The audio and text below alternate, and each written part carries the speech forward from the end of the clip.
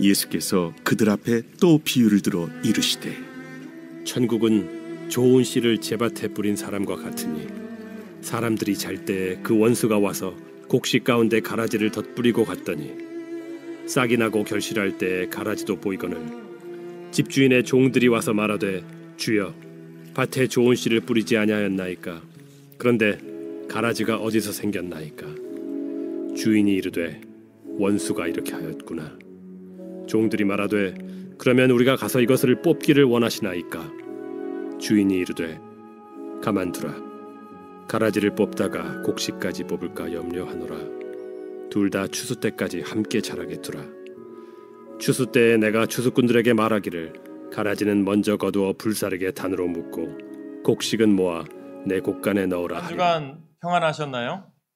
2023년도 한 주간 여러분들이 어떤 마음으로 지내셨는지 궁금하기도 합니다. 그러나 여러분들 계획한 것, 또 작심 3일이라고 하는데 말씀드리지만 3일 지났으니까 원래대로 돌아가지 마시고 다시 또 작심하셔서 365일 매일매일 새롭게 하나님 안에서 기쁨을 누리는 삶 되시길 간절히 축복합니다. 이러한 마음으로 다시 한번 또 인사할까요? 우리 일주일 됐지만 새해 복 많이 받으세요. 인사합시다. 새해 복 많이 받으세요. 그러니까 여러분 안에서 정말 주님이 주시는 복이요 올 한 해 더욱 넘쳤으면 좋겠어요. 또 그 복을 통해서 하나님이 더 좋은 일, 기뻐하는 일을 감당하는 우리 교회 성도님들 되시길 간절히 축원합니다. 오늘부터 여러분들과 연속 설교 예수님의 비유에 대해서 같이 은혜를 나누려고 합니다. 근데 예수님의 비유의 핵심은 천국이에요. 이 천국, 우리가 어떻게 하는 것이 천국의 삶을 살아가야 되는가 이것을 우리에게 알려주죠. 그러면서 오늘은 이 곡식과 가라지의 비유를 통해서 천국의 삶은 어떤 삶이고 어떤 사람만이 천국에 갈 수 있느냐 이것을 우리에게 알려주면서 특별히 직접적인 내용이 아니라 예를 들어서 설명을 하는 거죠. 우리가 살아가는 세상은 가짜들이 많아요. 그래서 동남아에 가면 이런 글이 쓰여 있대요. 이것은 가짜가 아닙니다 라고 쓰여 있어요. 한글로 쓰여 있습니다. 왜 그러는가 했더니 동남아에 한국 관광객들이 너무 많은데 보니까 물어볼 때마다 이 물건 진짜예요? 이 물건 진짜입니까? 이렇게 물어본다는 거예요. 그래서 하도 물어보니까 귀찮아서 이 물건 가짜가 아닙니다 라고 써놨다고 합니다. 저는 여러분들이 믿음 생활해도요 가짜가 아니라 진품이 되시길 간절히 축복합니다. 우리가 잘 아는 신신혜 씨가 노래를 불렀죠. 우리 어르신들 다 아는 노래죠. 세상은 요지경. 얼마나 세상에 가짜가 많으면 이것도 짜가 저것도 짜가 저기도 짜가가 판을 친다. 그런 이제 트로트 노래가 있지 않습니까? 그만큼 이 세상은 가짜 또 진짜 이것을 많이 구분하기도 합니다. 그건 세상의 원리겠죠. 그런데 주님께서는 오늘 이제 곡식과 가라지의 비유를 통해서 너는 곡식이야? 너는 가라지야? 너는 천국 가야 돼? 너는 지옥 가야 돼? 이것을 우리에게 들려주고 싶은 메시지는 아닌 겁니다. 분명한 것은 주님은 우리 모두가 다 아름다운 열매를 거두기를 원해요. 왜냐하면 다 좋은 씨앗들이시잖아요. 그런데 이것을 방해하는 게 있습니다. 오늘 본문에도 말씀한 것처럼 밤에 잠을 자는데 우리가 쉬고 있을 때 갑자기 사탄이 와서 가라지의 씨앗을 뿌리고 갔다는 거죠. 그렇다면 우리들이 이 씨앗들을 보면서 내 마음은 또 우리들은 어떤 씨앗을 품고 있고 또 내 마음에 버려야 될 것이 있다면 어떻게 버려야 되는가 이것을 우리들이 오늘 말씀을 통해서 배우셔서 우리 교회 성도들이 다 곡식 알곡이 되셔서 또한 세상의 많은 일들을 감당하는 특별히 가라지일지라도 가라지가 우리 알곡을 통해서 다시 알곡으로 변화될 수 있는 그런 역사가 있기를 간절히 축복해 봅니다. 그래서 우리가 오늘 말씀에 가장 중요한 것은 천국의 원리라고 생각을 해요. 그래서 신앙생활도 마찬가지입니다. 우리가 보면 이 가라지를 보면 이야기하죠. 오늘 본문에 보면 이제 가라지의 이야기를 하시죠. 사람들이 잠잘 때 원수들이 가라지를 다 뿌리고 갔다고 했어요. 밭에 잡초의 씨를 뿌린 거죠. 우리 농사 짓는 분들 다 아시겠지만 이제 좋은 씨를 다 뿌리는데 꼭 뿌리지도 않은 잡초들이 자라날 때가 있잖아요. 근데 그것은 우리들은 즉각 다 뽑아줘야 좋은 걸로 생각하는데 주님은 가만히 두래요. 그 이유가 무엇일까? 왜냐하면 그 가운데도 알곡이 있을 수 있기 때문이라는 거죠. 중요한 것은 우리 주님은요, 여러분 모두가 다 좋은 열매 맺기를 원하십니다. 그래서 요한복음 10장 10절에서 예수님은 이렇게 말씀합니다. 우리 같이 읽을까요? 요한복음 10장 10절 시작. 도둑이 오는 것은 도둑질하고 죽이고 멸망시키려는 것뿐이요 내가 온 것은 양으로 생명을 얻게 하고 더 풍성히 얻게 하려는 것이라. 아멘. 예수님께서 우리에게 오신 것은요, 우리 믿음의 사람들이 또 우리가 다 모든 하나님의 창조물들이 하나님 안에서 풍성함, 아름다운 생명, 하나님이 창조된 모습으로 회복되기를 원하는 하나님의 뜻이 있음을 믿으시길 간절히 축원합니다. 그것을 알게 하기 위해서, 그것을 깨닫게 하기 위해서 누가 오셨느냐? 바로 우리를 위해서 예수 그리스도가 오셨다는 겁니다. 그렇다면 예수님은 끊임없이 그 복음을 전한 거예요. 비유를 통해서 여러분, 우리가 이 시대가 악해요. 우리가 정말 힘들어하고 어려운 사람도 있습니다. 그러나 그들을 배척하지 말고 우리가 예수를 받아들인 사람들은 이제는 어떻게 해야 됩니까? 그들을 배척하고 버리고 정죄하고 판단하지 말고요. 그들을 예수의 사랑으로, 하나님의 사랑으로 품어서 알곡이 될 수 있도록 불러냅시다라고 이야기한 거죠. 그게 예수님의 사역의 핵심적인 메시지 아닙니까? 그렇다면 그 사역의 핵심적인 메시지를 이제는 누가 해야 되느냐?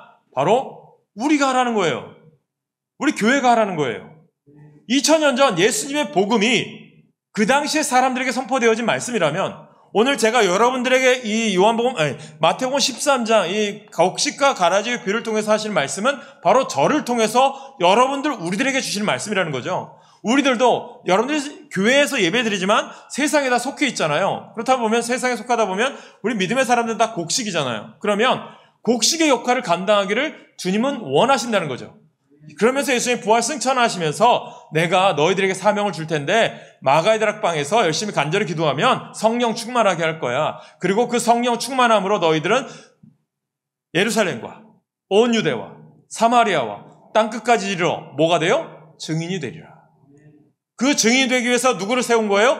교회를 세웠고 그 교회를 위해서 누구를 부르셨어요? 저와 여러분을 부르신 줄 믿으시길 간절히 축원합니다. 그렇다면 그 사명을 감당하기 위해서 오늘 몇 가지를 우리가 같이 배우려고 하는데요. 세상은 끊임없이 이 가라지 같은 잡초들이 있어요. 악인들이 끼어 살아요. 그런데 보면 우리들이 생각할 때 보면 안 믿는 사람이 잘 되는 것처럼 보여요. 또 악한 사람이 형통한 것처럼 보여요. 왜 하나님 저들을 그냥 놔두러 갈까? 심판했으면 좋은데 빨리 우리는 천국 가고 싶고 빨리 저 사람들은 저 지옥불에 떨어졌으면 좋겠는데 주님은 기다리래요. 왜 그럴까요? 기회를 주신 거죠. 우리도 마찬가지 아닙니까? 그래서 이날이 복된 날이고 그래서 바울이 이날이 곧 은혜 받을 날이요 곧 구원의 날이로다. 어떤 의미냐면 나는 이미 구원받았다고 확신이 있지만 알곡이지만 나를 통해서 저 가라지 같은 사람들이 예수를 받아들이고 알곡으로 변화될 수 있다면 그 또한 축복이라는 거예요. 그것이 오늘 우리들에게 주어진 과제 아닙니까? 그것이 오늘 여러분들을 통해서 알곡인 여러분을 통해서 믿지 않는 가족들, 믿지 않는 자녀들, 믿지 않는 이웃들이 예수를 만날 수만 있다면 그 또한 여러분 가운데 아름다운 복인 줄 믿으시길 간절히 축원합니다. 그게 알곡의 사명인 거예요. 그렇다면 알곡의 사명은 어떻게 해야 돼요? 아름다워야죠. 아름다운 향기를 발해야 되죠. 알곡이 그냥 가만히 있으면 되나요? 알곡은요, 살아있는 씨앗이잖아요. 여러분, 쭉정이는 심으면 뭐가 나요? 안 나요. 그런데 알곡은 신기하게도요, 심으면요, 뭐가 나요? 씨가 나요. 그리고 그게 어떻게 돼요? 우리가 아는 것처럼 저도 시골에서 크다 보니까 이제 봄이 되면 이제 요즘은 다 기계식이잖아요. 못자리를 합니다. 그리고 다 벽실을 이제 겨울에 묻어서 싹을 틔워요. 그럼 이제 모판에다 다 뿌리고 이제 논에다 다 심잖아요. 그럼 이상하게 벼 한 톨이 몇 톨이 되는 줄 압니까? 수십 톨이 돼요. 이게 자연의 이치잖아요. 예수님도 그러길 원한 거예요. 여러분들 우리들이 작은 씨앗이지만 내 안에 생명력이 있다면 여러분들이 심겨져서 어떻게 되는 거예요? 여러분을 통해서 100배, 60배, 30배 열매를 거두기를 주님은 원하신다는 거죠. 그래서 우리들이 깨달아야 될 것은요, 악이 형통한 것을 부러워하지 마세요. 왜요? 오늘도 말씀하시는 것처럼 마지막에 가면 하나님이 때가 되면 심판할 거예요. 그러므로 심판과 또한 멸망은 하나님께 맡기고 나는 무슨 역할만 하면 돼요? 선한 역할, 알곡의 역할을 감당하길 원하는 거예요. 그래서 우리들이 세상을 바라보지 마시고 하나님 바라보시길 간절히 소망합니다. 그래서 우리가 급하게 하면 여러분 급하게 먹는 밥이 뭐예요? 체예요. 월남전에 여러분들 저도 이제 월남전 책들을 보고 영화를 보면 이제 치열한 전쟁이잖아요. 미군과 우리나라도 참전했잖아요. 그래도 보면 베트공들이 어떻게 합니까? 베트공들이 지하에 숨어 있어요. 개미굴처럼 땅을 파고 숨어 있어서 이제 아무리 위에다가 폭격을 하건 뭐해도 끄떡없이 그리고 폭격하고 이제 진군하면 또 갑자기 어느 군데군데 나타나서 전쟁을 치는데 너무 곤욕을 치렀죠. 그래서 이걸 안 되겠다 싶어서 미군이 한 작전이 뭔지 아세요? 고엽제를 뿌렸어요. 정글에 숨지 못하게, 땅속에 숨지 못하게 다 동굴들 나타나라고 심하게 뿌렸어요. 그러다 보니까 정글에 다 파괴가 되고 나무들도 다 우거진 것들이 다 폐허가 되었죠. 그러다 보니까 이제 지하 동굴도 발견되긴 했지만 극히 일부분이죠. 인간은 그런 거예요. 그런데 그것 때문에 어떻게 됩니까? 그 일로 인해서요. 아군까지 나중에는 고엽제로 암이라든가 피부병이랑 이런 것들에 시달리면서 많은 사람들이 죽어나가요. 세상은요. 그렇게 변화되는 게 아니에요. 우리는요. 그렇게 변화되는 게 아니에요. 그런 생각합니다. 전쟁이라는 게 여러분 우리가 강해서 정복하면 좋겠죠. 남자들은 참 정복력이 있어요. 또 이렇게 땅 따먹기 좋아하고 어렸을 때 땅 따먹기 다 좋아하잖아요. 북한도 저는 그렇다고 생각해요. 우리가 전쟁을 해서 통일되면 좋겠죠. 근데 그 많은 피해는 어떻게 감당합니까? 전에 이제 아버지 학교 하는데 저 민통선 안에 판문점교회 목사님이 잠깐 오셔서 아버지 학교 하면서 잠깐 대화를 했는데 한번 견학을 오라고 얘기하시더라고요. 그런저런 얘기하면서 이런 얘기했어요. 언제까지 우리나라가 북한을 적으로 또 대적을 해야 되는가 그런 얘기를 했어요. 왜냐하면 저도요. 저희 할아버지가 6.25 전쟁 때 강제로 끌려가셔서 생사조차 몰라요. 저희 할머니는 홀로 사셨죠. 그 이후에 젊었을 때. 그러면 원수 같잖아요. 저희 가족에게. 근데 그런 생각이 들더라고요. 내가 전쟁을 치러서 그게 평화를 가져다 오진 않아요. 무엇이 사람을 바꿀 수 있고 무엇이 북한을 바꿀 수 있어요? 저는 예수 그리스도라고 생각해요. 저는 우리들이 여러분들이 변화되기를 원하십니까? 세상이 바뀌시기를 원하십니까? 그렇다면 여러분들이 곡식 예수 그리스도의 증인이 되시길 간절히 축복합니다. 그때 세상은 바뀌는 거예요. 그래서 주님은요 끊임없이 얘기합니다. 제자들도요 혁명을 원해요. 저 로마 압제에서 우리를 구원해 주기를 원해요. 그러나 예수님은 그렇게 하지 않아요. 작은 씨앗처럼 아름답게 사랑을 전하고 정말 찾아가지 않고 배척받는 그들에게 찾아가요. 세리에게 찾아가고 가난뱅이에게 찾아가고 문둥병자에게 찾아가서 복음을 전해요. 그때 그들의 삶의 변화를 이끌어가서 어떻게 됩니까? 이 시대가 복음화가 된 줄 믿으시길 간절히 축원합니다. 그게 세상을 바꾸는 거예요. 우리나라도 기독교가 들어와서 바뀐 것 아닙니까? 우리나라도 이렇게 잘 살게 된 게 기독교가 들어와서 잘 살게 된 것 아닙니까? 저는 여러분들이 곡식이 되어서 여러분의 삶의 터전을 바꿔나가시길 간절히 축복합니다. 교회도 마찬가지인 거예요. 교회도 보면 다 천사들의 모임이면 좋겠어요. 몇 분들과 인사합시다. 천사같이 삽시다. 인사합시다. 천사 맞으세요? 천사같이 바라보셔야죠. 내 눈이 사랑의 눈이 있으셔야 돼요. 무슨 의미입니까? 기대가 크면 실망도 큰 법이에요. 교회에 대해서 때로는 교회가 다 완벽했으면 좋겠죠. 그런데 때로는 교회가 이런 분 저런 분들이 다 모이다 보니 때로는 교회 안에도 다툼이 있고 아픔이 있어요. 그래서 교회는요 완벽한 게 아니라 예수 그리스도를 닮아가기 위해서 만든 하나님의 공동체예요. 그러니까 어떻게 돼요? 내가 좀 신앙이 성숙했다 그러면 참아주고 또 아직 덜 익은 것 같아 그러면 익을 때까지 같이 옆에서 도와주고 그게 교회가 되어야 된다는 거예요. 그래서 교회는요 주님 안에서 말합니다. 서로를 품고 안아주라고. 예수님도 끊임없이 이야기하시죠.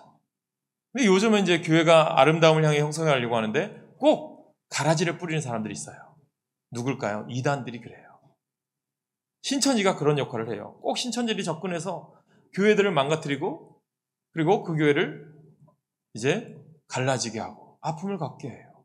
여호와의 증인, 또 안상호, 하나님의 교회라고 하는 그런 다 그런데 그렇게 중요한 것이 있습니다. 그런데 그들을 빨리 심판해주고 빨리 없어졌으면 좋겠는데 어느 때는 그것들 때문에 하나님이 우리를 깨닫게 하실 때가 있더라고요.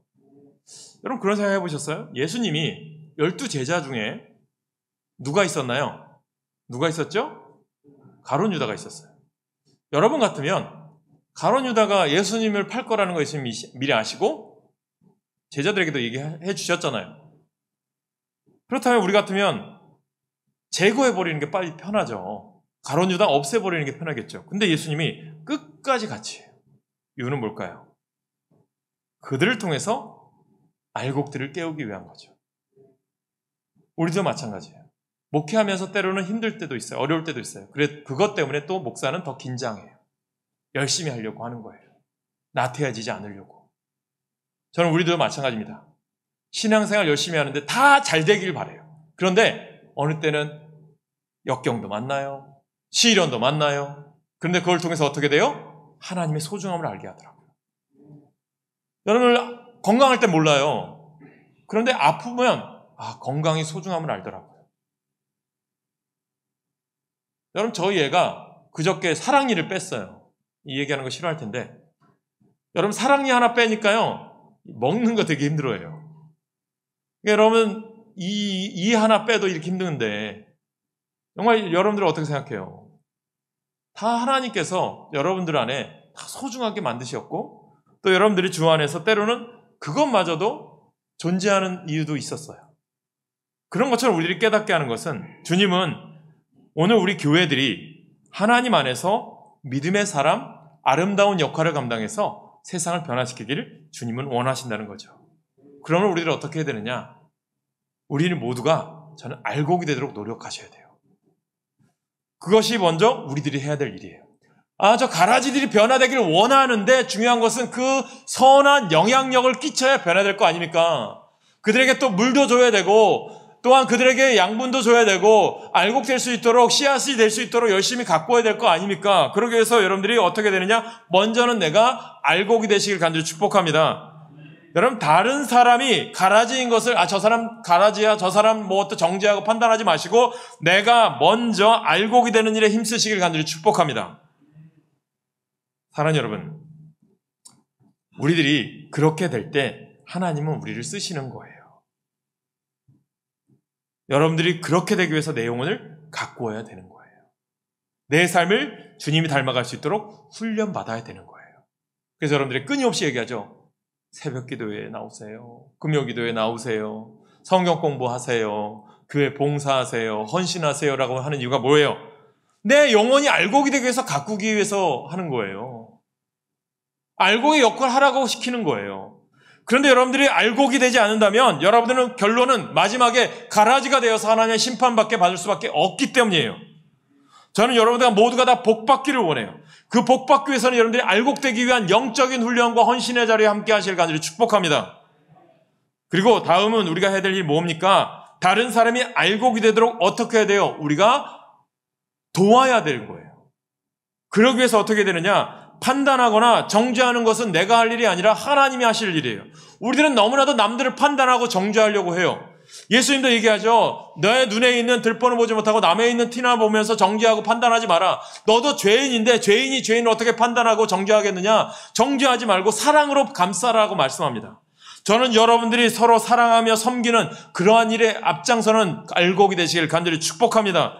그러기 위해서 어떻게 해야 되느냐? 여러분들이 기도와 말씀과 묵상으로 우리 자신들을 다스리셔야 됩니다. 그러므로 주님께서 말씀하시죠. 사도 바울을 통해서 데살로니가전서 5장 16절에 쉬지 말고 기도하라 라고 말씀합니다.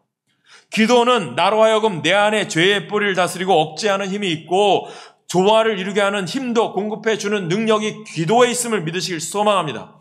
요즘 시대가 산무의 시대래요. 왜 뭐가 산무냐? 무관심, 무책임, 무감동. 그런 시대에 설교도 힘들어요. 여러분들이 오늘 말씀을 들어도요, 말씀으로 살지 않으면 아무런 소용이 없는 거예요. 공허한 거죠. 허공에 치는 메아리 같은 거예요. 여러분들, 내가 오늘 말씀이 내 안에 들어왔다면, 주님 말씀이 내 안에 살아 역사하여 주시옵소서라고 한다면 어떻게 돼요? 교회 안에서 잘 먹고 잘 사는 게 아니라 세상에서 그 역할을 감당하셔야죠. 그러니까 여러분들, 신앙의 역사를 물려주는 공동체 말씀하면서 잠언 22장 6절이 뭐예요? 무릇 아이들의 가르치래. 어떻게 가르쳐요? 말씀 가르쳐라, 뭐 해라가 아니라 삶 속으로 보이라는 거예요. 가정에서도, 일터에서도, 여러분들이 다른 사람이 보았을 때, 자녀들이 보았을 때 하나님의 사람인지 믿음의 사람인지 인정받으라는 거예요. 강동구에 있는 감리교회예요. 그 목사님이 이제 연말이 되면 영적 훈련도 다 하지만 그걸 받아요. 추천서. 직분을 주기 위해서 추천서를 받아요. 누구의 추천서 받는 줄 아세요? 자녀들의 추천서 받아요. 네 어머니, 너의 어머니 아버지가 집사로 추천하려고 하는데 너도 추천하니? 자녀들한테 본이 되느냐는 거죠. 권사도 장로도. 여러분들의 자녀들이 여러분들 보았을 때 집사, 권사, 장로 이런 모습들이 있나요? 이것이 여러분들 가운데 있느냐는 거죠. 그래야 복음이 전해지는 거예요. 그래야 다음 세대에게 신앙생활을 물려주는 거죠. 사랑하는 여러분, 이 시대가 어떤 시대입니까? 그래서 여러분들에게 말씀드린 것은 무엇입니까? 하나님의 말씀, 기도, 주의 음성, 이것이 여러분 가운데 있어야 된다는 거예요. 오늘 이 시대가요, 참 삭막한 현실 아닙니까? 그래서 초대교회 교부들이 그 당시에도 복음 전하는 게 너무 힘드니까 수도원을 만들었어요. 그리고 수도원의 원래 역할은 뭐냐? 우리들이 세상에 너무 휩쓸리고 힘드니까 수도원에 모여서 기도하고 말씀 묵상하고 같이 교제하고 그걸 통해서 우리가 속해 있는 세상을 바꿔갑시다라고 합니다. 근데 나중에는 이것이 우리끼리 모이니까 너무 좋아. 그러다 보니까 세상을 향해 안 나가. 잘못된 거죠. 교회도 마찬가지예요. 우리끼리 모인 게 좋아. 그러나 우리끼리 모여서 훈련받고 하나님 안에서 양육받은 이후에 삶의 터전에서 그리스도의 아름다운 향기와 선한 영향력을 발휘하기를 주님은 원하신다는 거죠. 그래서 뭐라고 얘기해요? 너희는 세상의 빛이니 소금이니. 밖에 나가서 빛이 어떻게 돼요? 어두운 세상에 밝히고요. 소금이 소금으로서의 역할을 감당할 때 아름다운 삶이 되는 거죠. 그런데 그것이 제 역할을 감당을 못하면 어떻게 해요? 세상에 밟히는 것밖에 되지 않는다는 거죠. 저는 여러분 가운데 세상의 빛이 되고 소금이 되시길 간절히 축복합니다. 여러분, 네 가지 단계를 묵상하는 걸 말씀드리면 교부들이 이렇게 했어요. 묵상하는 이 부분이 참 좋은 내용이 있는데 뭐냐면 첫째가요, 렉치오 디비나라는 거예요. 뭐냐면 성경 읽기예요. 거룩한 독서예요. 성경을 소리내어서 읽어요.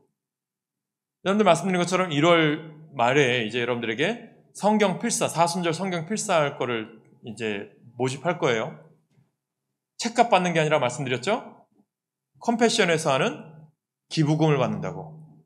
한 명 10,000원 후원하는 자에게 책 한 권을 보내주는 거예요.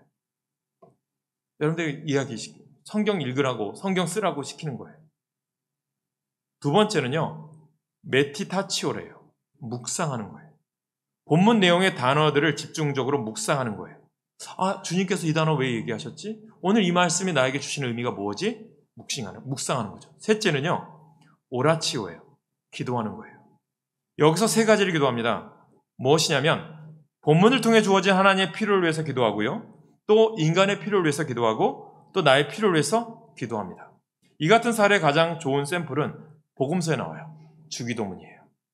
거기에 보면 하나님의 필요로 가득 차 있고요, 나의 기도보다 먼저 하나님 나라와의 관련된 내용들이 더 많아요. 그리고 나서 너희는 먼저 그의 나라와 그의 의를 구하라. 그리하면 이 모든 것을 너희에게 더하시리라 말씀하시죠. 기도는 하나님의 뜻을 구하는 거예요. 네 번째는 콘템플라치오, 관조예요. 뭐죠? 하나님을 바라보는 거예요. 우리도 기도에 나왔을 때 하나님께 간절히 기도하는 것도 중요해요. 그런데 하나님의 음성 듣는 것도 중요해요.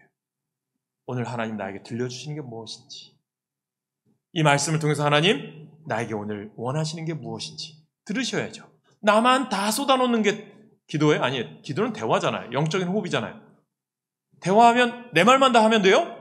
들어야지, 주님 말씀. 그때 하나님께서 들려주시는 게 내가 간절히 기도했던 것이 하나님이 원하시지 않는 게 있을 수도 있고, 하나님이 원하시는 것과 맞으면 그것이 응답이 되겠죠. 그런 기도가 필요한 거죠. 사랑하는 여러분, 저는 우리 교회 성도들이 다 알곡이 되기를 바랍니다. 여러분, 알곡입니까? 가라지입니까? 가라지는 다른 사람들에게 피해를 주는 삶이 가라지겠죠. 팔레스타인에 어떤 가라지는 독이 있어서요, 이것을 잘못 먹게 되면 구토와 현기증을 일으키고 심지어는 생명을 앗아가는 경우도 있대요. 뿐만 아니라 가라지는 자생력이 강해서요, 뿌리가 사방으로 뻗어서 곡식의 뿌리까지 다 감싸게 되어 그 곡식에 있는 영양분을 다 빼앗아 먹고 곡식에게 심각한 피해를 준다고 합니다. 다시 말하면 가라지는 사람을 괴롭히고 사람을 병들게 하고 괴롭게 하는 존재겠죠. 그러나 알곡은 추수꾼에게 기쁨을 주고 풍성함을 주고 삶의 활력을 주는 것이 바로 알곡입니다. 여러분, 세상에 사람을 세 부류로 나눠요. 있어서는 안 될 사람, 있으나 만한 사람, 꼭 필요한 사람. 예수님이 비유를 말씀하시죠. 사마리아, 어떤 사람입니까? 한 사람이 여리고로 내려가는 중에, 예루살렘에서 여리고로 내려가는 중에 강도를 만나요. 쓰러져 있어요. 그런데 어떻게 합니까? 레위인이나 제사장은 지나가 버려요. 죽어가는 사람만 보고도 자기만 살면 된다는 마음으로 도와달라는 소리를 외면하고 자기만 위해서 사는 사람이에요. 이 사람은 자기만 잘 먹고 잘 살면 된다는 사람입니다. 이러한 사람은 있으나 마나한 사람이겠죠. 그러나 꼭 필요한 사람은 사마리아인과 같은 사람이죠. 유튜브에 그런 영상들이 가끔 있어요. 군인들이 휴가 나왔는데 어떤 할머니가 폐지를 줍고 있는 걸 도와주더라고요. 참 아름다운 이야기 아닙니까? 이 사마리아인은 이 죽어가는 사람을 보고 불쌍히 여기고요, 자기가 타고 온 나귀 위에서 내려서 그 사람에 가까이 가요. 그리고 가지고 온 기름과 포도주를 그 상처에 붓고 싸매어주고 자기가 탈 나귀에게 그 사람을 태워서 주막으로 데리고 가서 돌봐줍니다. 그리고 자기가 다시 돌아올 때 이 사람이 더 필요한 것이 있다면 내가 지불하겠다고 얘기합니다. 사랑하는 여러분, 우리 교회 여러분들이, 저는 이러한 사람이 되길 소망합니다. 꼭 필요한 사람, 알곡과 같은 사람 되시길 축복합니다. 어려운 사람을 불쌍히 여기고 도와주는 사람, 자기의 것을 희생하면서 다른 사람을 도와줄 줄 아는 사람이, 자기의 시간과 물질을 들여서 다른 사람을 끝까지 도와줄 줄 아는 사람이 하나님의 알곡이 되는 거예요. 저는 우리 교회 여러분들이 그렇게 되길 축복합니다. 올 한해 그렇게 사십시오. 그러면 하나님께서 여러분 가정에 삶의 터전에 분명히 100배, 60배, 30배의 축복을 주실 줄로 믿습니다. 찬양하실 텐데요, 올 한해 이 찬양처럼 고백하셨으면 좋겠어요. 주님, 나 주님의 기쁨 되기를 원합니다. 세상 어떤 모든 것보다도 세상의 기쁨으로 사는 것이 아니라 주님의 기쁨으로 살기 원합니다. 이 찬양하셨으면 좋겠어요. 오늘 한번 되돌아보세요. 나의 열매가 무엇일까? 나의 허물을 얼마나 되는지 따져봅시다. 그래서 쭉정이가 되지 말고 가라지가 되지 말고 알곡이 됩시다. 우리가 살아가면서 어려움도 있어요. 고난도 있습니다. 진주족의 이야기를 해볼까요? 진주족에는 몸 안에 작은 잔돌이 들어와요. 그러면 너무 아픈 거예요. 아프다 울어요. 그 눈물이요, 고통 속에 아름다운 진주를 만들어내요. 교회도 마찬가지라고 생각해요. 우리들이 살아가면서 때로는 우리 믿음의 사람들끼리 또 상처도 있고 아픔도 있는 게 사실이잖아요. 그런데 교회는 품어야 돼요. 가라지를 품에 안고 괴로워하면서 고민하면서 그것을 넘어 아름다운 선을 낳음으로 교회는 성장하는 거예요. 그리스도의 도움은 간절히 구하면서 우리 교회는요, 또 우리들은 알곡을 키우는 교회가 되어야 돼요.